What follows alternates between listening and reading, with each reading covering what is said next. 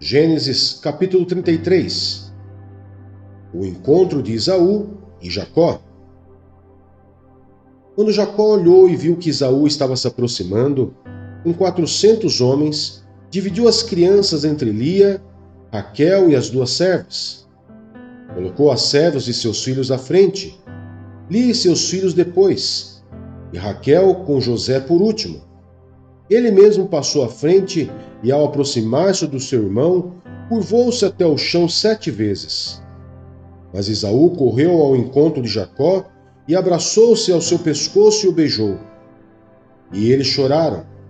Então Esaú ergueu o olhar e viu as mulheres e as crianças, e perguntou: Quem são estes? Jacó respondeu: São os filhos que Deus concedeu ao teu servo. Então as servas e seus filhos se aproximaram e se curvaram. Depois, Lia e seus filhos vieram e se curvaram. Por último, chegaram José e Raquel e também se curvaram. Esaú perguntou: O que você pretende com todos os rebanhos que encontrei pelo caminho? Ser bem recebido por ti, meu senhor, respondeu Jacó. Disse, porém, Esaú: Eu já tenho muito, meu irmão. Guarde para você o que é seu. Mas Jacó insistiu: Não.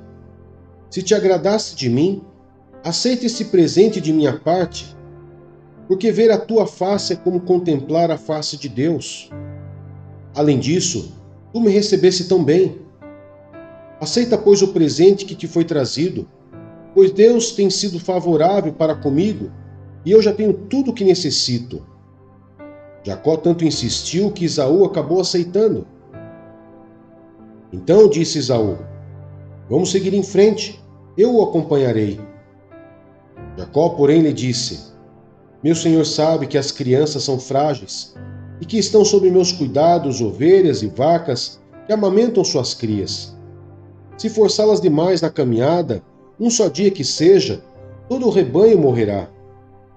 Por isso, meu senhor, vai à frente do teu servo, e eu sigo atrás, devagar, no passo dos rebanhos e das crianças, até que eu chegue ao meu senhor em Seir. Esaú sugeriu: Permita-me então deixar alguns homens com você.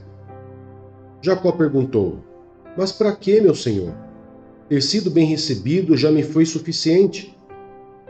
Naquele dia Esaú voltou para Seir. Jacó, todavia, foi para Sucote, onde construiu uma casa para si e abrigos para o seu gado. Foi por isso que o lugar recebeu o nome de Sucote. Tendo voltado de Padan-Arã, Jacó chegou a salvo à cidade de Siquém, em Jerusalém, e acampou próximo da cidade. Por 100 peças de prata, comprou dos filhos de Amor, pai de Siquém, a parte do campo onde tinha armado acampamento. Ali edificou um altar e lhe chamou El Elohe Israel.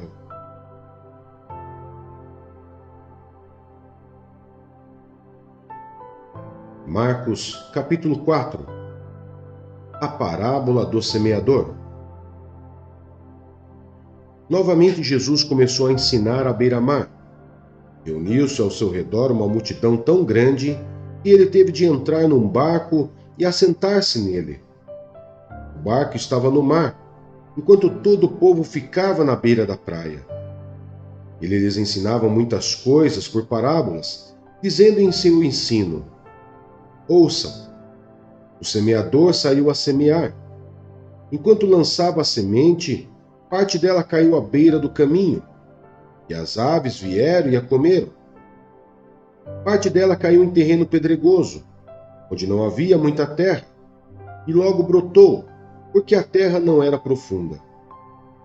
Mas quando saiu o sol, as plantas se queimaram e secaram, porque não tinham raiz.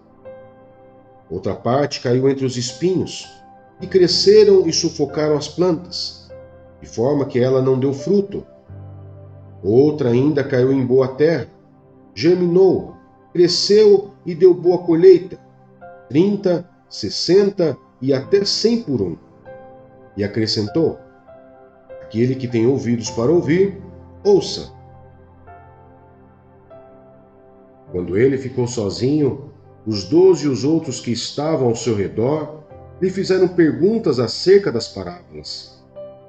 Ele lhes disse: A vocês foi dado o mistério do reino de Deus, mas aos que estão fora tudo é dito por parábolas, a fim de que, ainda que vejam, não percebam, ainda que ouçam, não entendam. De outro modo, poderiam converter-se e ser perdoados. Então Jesus lhes perguntou: Vocês não entendem esta parábola? Como então compreenderão todas as outras? O semeador semeia a palavra. Algumas pessoas são como a semente à beira do caminho, onde a palavra é semeada.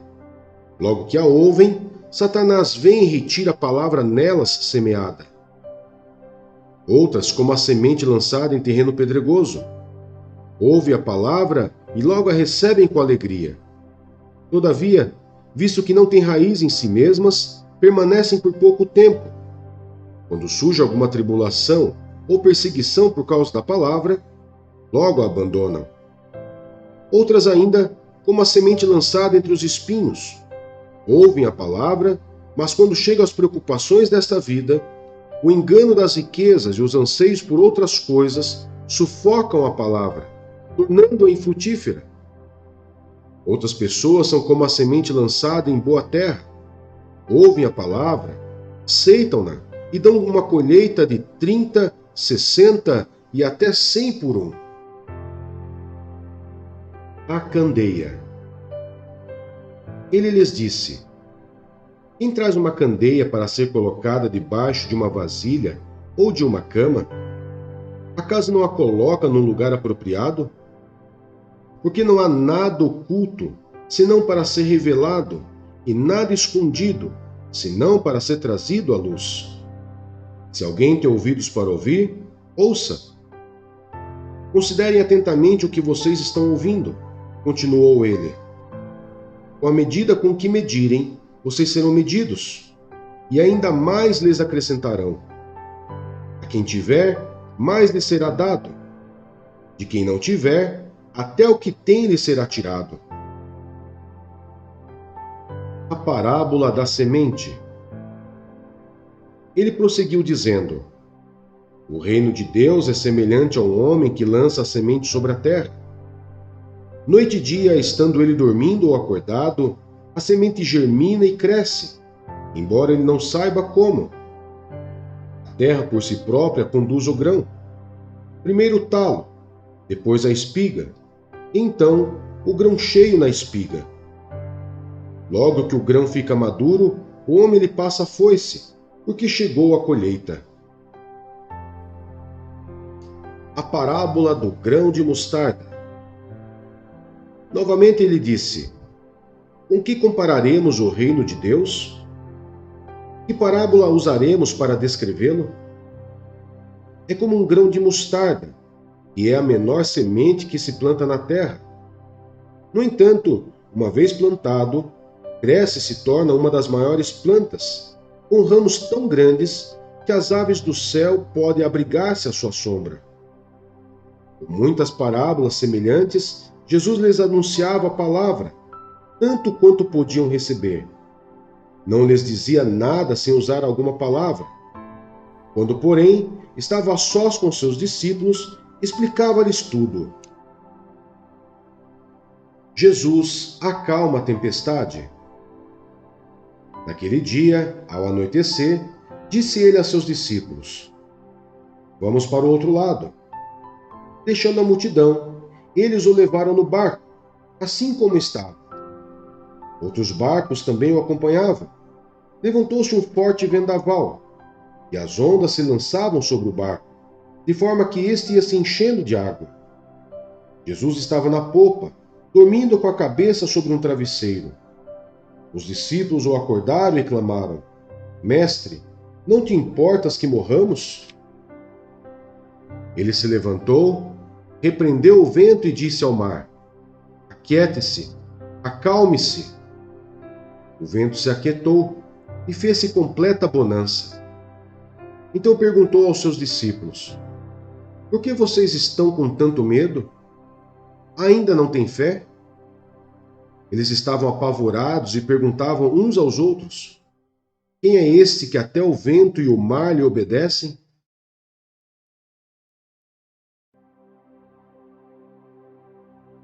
Esther, capítulo 9. A vitória dos judeus. No 13º dia do 12º mês, o mês de Adar, entraria em vigor o decreto do rei. Naquele dia, os inimigos dos judeus esperavam vencê-los. Mas aconteceu o contrário.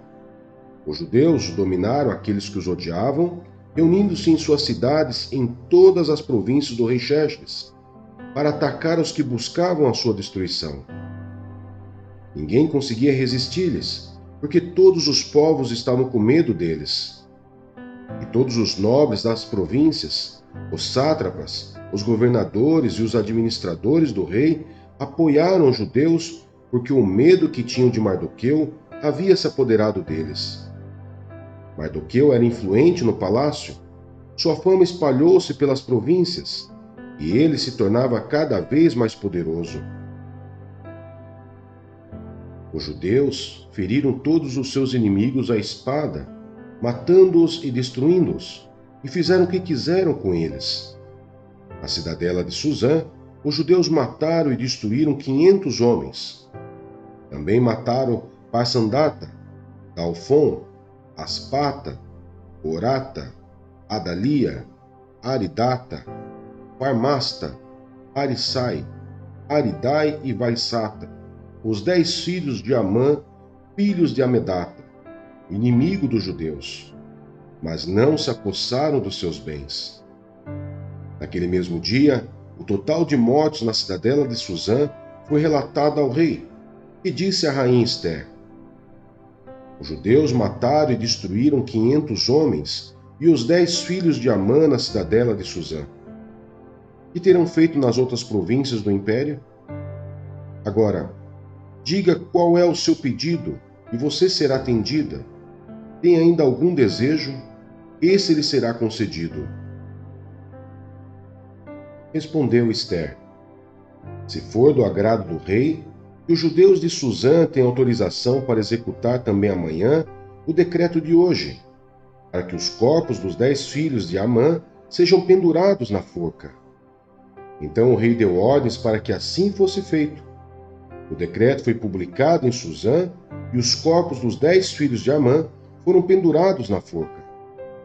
Os judeus de Suzã juntaram-se no 14º dia do mês de Adar e mataram 300 homens em Suzã, mas não se apossaram dos seus bens. Enquanto isso, o restante dos judeus, que viviam nas províncias do império, também se ajuntaram para se protegerem e se livrarem dos seus inimigos. Eles mataram 75 deles, mas não se apossaram dos seus bens. Isso aconteceu no 13º dia do mês de Adar, e no 14º dia descansaram e fizeram desta data um dia de festa e de alegria. A comemoração do Purim. Os judeus de Suzã, porém, tinham se reunido no 13º e no 14º dias, e no 15º descansaram e dele fizeram um dia de festa e de alegria. Por isso, os judeus que vivem em vilas e povoados comemoraram o 14º dia do mês de Adar como um dia de festa e de alegria, um dia de troca de presentes. Mardoqueu registrou esses acontecimentos e enviou cartas a todos os judeus de todas as províncias do rei Xerxes, próximas e distantes, determinando que anualmente se comemorasse o 14º e o 15º dias do mês de Adar, pois nesses dias os judeus livraram-se de todos os seus inimigos. Nesse mês, a sua tristeza tornou-se em alegria, e o seu pranto num dia de festa. Escreveu-lhes dizendo que comemorassem aquelas datas como dias de festa e de alegria, de troca de presentes e de oferta aos pobres. E assim, os judeus adotaram como costume aquela comemoração, conforme o que Mardoqueu lhes tinha ordenado por escrito. Pois Amã, filho do Agagita Amedata, inimigo de todos os judeus, tinha tramado contra eles para destruí-los e tinha lançado por, isto é, a sorte para a ruína e destruição dele. Mas quando isso chegou ao conhecimento do rei, ele deu ordens escritas para que o plano maligno de Amã contra os judeus se voltasse contra a sua própria cabeça, e para que ele e seus filhos fossem enforcados. Por isso, aqueles dias foram chamados Purim, da palavra Pur. Considerando tudo o que estava escrito nessa carta, o que tinham visto e o que tinha acontecido, os judeus decidiram estabelecer o costume de que eles e seus descendentes e todos os que se tornassem judeus não deixariam de comemorar anualmente esses 2 dias, na forma prescrita e na data certa. Esses dias seriam lembrados e comemorados em cada família de cada geração, em cada província e em cada cidade, e jamais deveriam deixar de ser comemorados pelos judeus. E os seus descendentes jamais deveriam esquecer-se de tais dias. Mas quando isso chegou ao conhecimento do rei, ele deu ordens escritas para que o plano maligno de Amã contra os judeus se voltasse contra a sua própria cabeça, e para que ele e seus filhos fossem enforcados. Por isso, aqueles dias foram chamados Purim, da palavra Pur. Considerando tudo o que estava escrito nessa carta, o que tinham visto e o que tinha acontecido, os judeus decidiram estabelecer o costume de que eles e seus descendentes e todos os que se tornassem judeus não deixariam de comemorar anualmente esses 2 dias, na forma prescrita e na data certa. Esses dias seriam lembrados e comemorados em cada família de cada geração, em cada província e em cada cidade, e jamais deveriam deixar de ser comemorados pelos judeus. E os seus descendentes jamais deveriam esquecer-se de tais dias. Então a rainha Ester, filha de Abiail, e o judeu Mardoqueu escreveram com toda a autoridade uma segunda carta para confirmar a primeira, acerca do Purim. Mardoqueu enviou cartas a todos os judeus das 127 províncias do Império de Xerxes, desejando-lhes paz e segurança, e confirmando que os dias de Purim deveriam ser comemorados nas datas determinadas, conforme o judeu Mardoqueu e a rainha Ester tinham decretado e estabelecido para si mesmos, para todos os judeus e para os seus descendentes, e acrescentou observações sobre tempos de jejum e de lamento. O decreto de Ester confirmou as regras do Purim e isso foi escrito nos registros.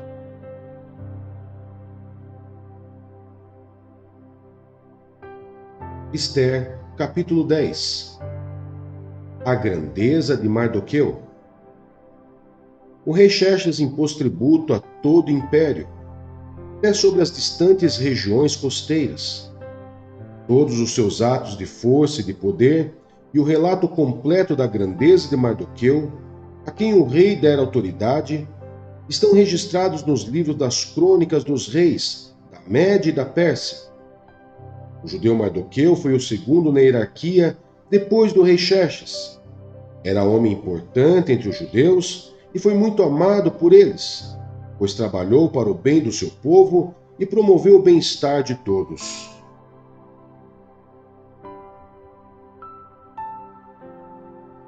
Romanos, capítulo 4.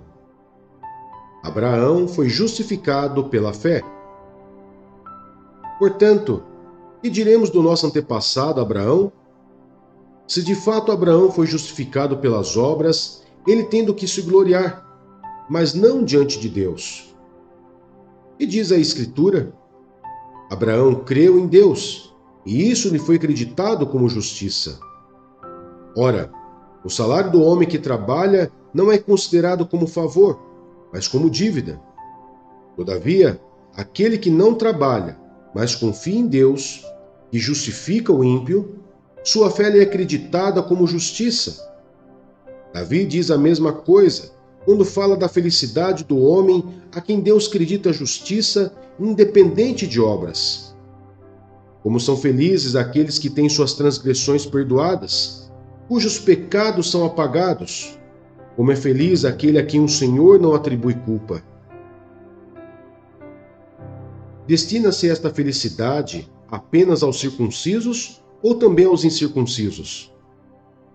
Já dissemos que no caso de Abraão, a fé lhe foi creditada como justiça. Sob quais circunstâncias? Antes ou depois de ter sido circuncidado? Não foi depois, mas antes. Assim, ele recebeu a circuncisão como sinal, como selo da justiça que ele tinha pela fé, quando ainda não fora circuncidado. Portanto, ele é o pai de todos os que creem, sem terem sido circuncidados, a fim de que a justiça fosse creditada também a eles. E é igual o pai dos circuncisos, que não somente são circuncisos, mas também andam nos passos da fé que teve nosso pai Abraão, antes de passar pela circuncisão. Não foi mediante a lei que Abraão e sua descendência receberam a promessa de que ele seria herdeiro do mundo, mas mediante a justiça que vem da fé. Pois se os que vivem pela lei são herdeiros, a fé não tem valor, e a promessa é inútil, porque a lei produz a ira, e onde não há lei, não há transgressão. Portanto, a promessa vem pela fé, para que seja de acordo com a graça e seja assim garantida a toda a descendência de Abraão, não apenas aos que estão sob o regime da lei, mas também aos que têm a fé que Abraão teve. Ele é o pai de todos nós. Como está escrito: eu o constituí pai de muitas nações. Ele é o nosso pai aos olhos de Deus, em quem creu, o Deus que dá vida aos mortos e chama à existência coisas que não existem, como se existissem. Abraão, contra toda esperança, em esperança creu, tornando-se assim pai de muitas nações. Como foi dito a seu respeito, assim será sua descendência. Sem se enfraquecer na fé, reconheceu que o seu corpo já estava sem vitalidade, pois já contava cerca de 100 anos de idade, e que também o ventre de Sara já estava sem vigor. Mesmo assim não duvidou, nem foi incrédulo em relação à promessa de Deus, mas foi fortalecido em sua fé e deu glória a Deus, estando plenamente convencido de que ele era poderoso para cumprir o que havia prometido. Em consequência, isso lhe foi creditado como justiça. As palavras lhe foi creditado não foram escritas apenas para ele, mas também para nós, a quem Deus creditará a justiça. A nós que cremos naquele que ressuscitou dos mortos a Jesus, nosso Senhor. Ele foi entregue à morte por nossos pecados e ressuscitado para a nossa justificação.